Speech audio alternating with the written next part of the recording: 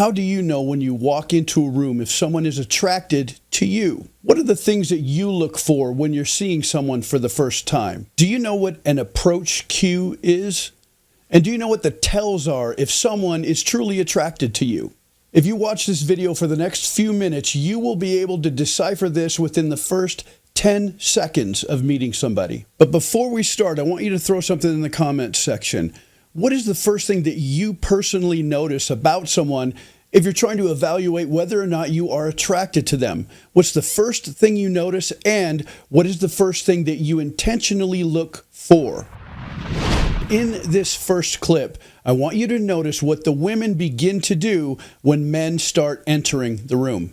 Notice here that she locks eyes with a guy that she thinks is cute when he walks into the room. And then she looks down.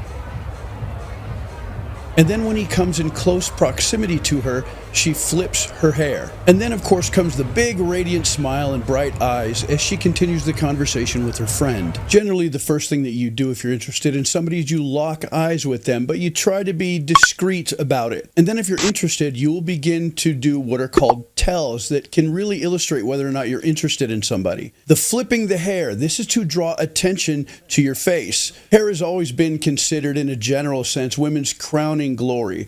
And they put on makeup for a reason. If you're a woman, you know exactly what I'm talking about. So when you flip your hair or you expose your ear, you may not realize it, but you're intentionally drawing attention to yourself. Now, when people flip their hair or when they preen, which is anything from fixing your tie to straightening your jacket to fluffing your hair, preening is preparing to be viewed.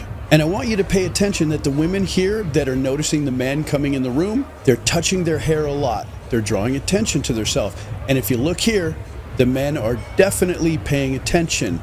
They don't realize it, but subliminally, we are drawn to people, at least visually, that are presenting what we call cues of attraction. This means that they may or may not be interested, but it possibly is an open door. So this draws attention. Now, guys in general will think that we often make the first move, we start the process, but it's truly almost always the women. You may not know that, but watch as I show you when an approach cue is given. It gives you the green light to come over, to approach, to actually get closer. Now let's follow this guy. Watch as he walks in, and a couple of ladies take notice of him.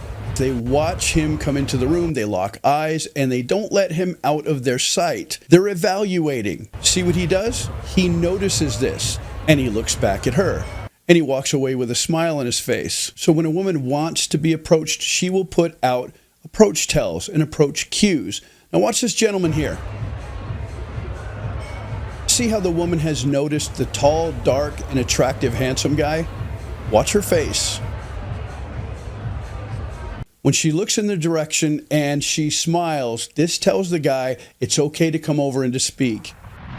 Now let me show you an example of a guy that is somewhat interesting to women and his friend who is not interesting at all. Notice the guy in the dark jacket. He's leaning in, he's looking at what's going on, and the women are looking at him, they're engaging with each other, and they're engaging with him. They're speaking back and forth, they're talking to each other, and they're talking to him.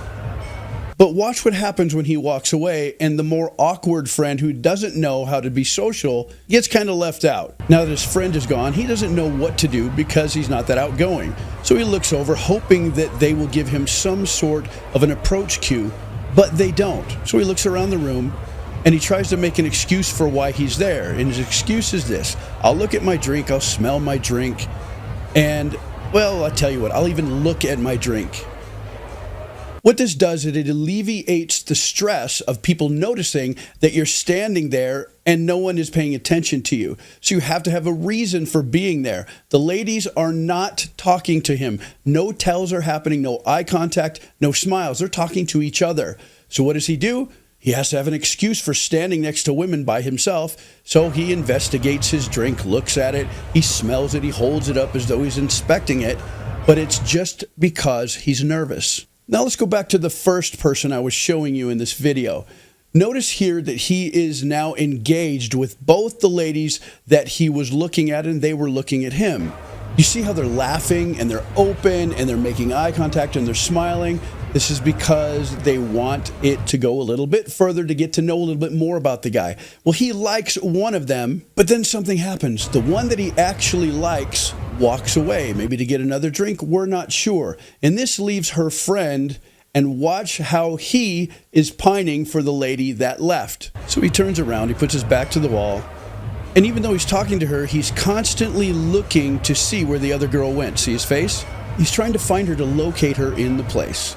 This is yet another way that you can tell that someone is attracted to you, because they investigate when you're not with them where you're at. They try to find you if you're in a bar, if you're in a room someplace, if you're somewhere where there's people that you're mingling with. The person who is interested, male or female, will usually look for you in the room, and they will get to a position where they can see you. They can possibly make eye contact, but for sure they can see you. They want you in their field of vision so that they can see where you're going and if someone else is getting those same approach tells.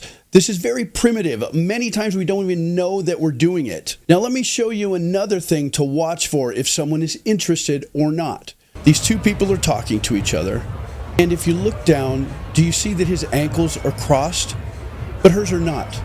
Not at this point. Her toe is pointing away. This says a lot. When you're speaking to somebody and they cross their ankles, this gives off a subliminal message that they're comfortable and they're not going anywhere. If they cross their ankles, it is impossible to run or to walk away. So if you pay attention, you don't just have to look at the face and the hands to see what people are thinking. Watch below the belt. And what I mean is watch the feet and the ankles. The feet tell you everything that you need to know.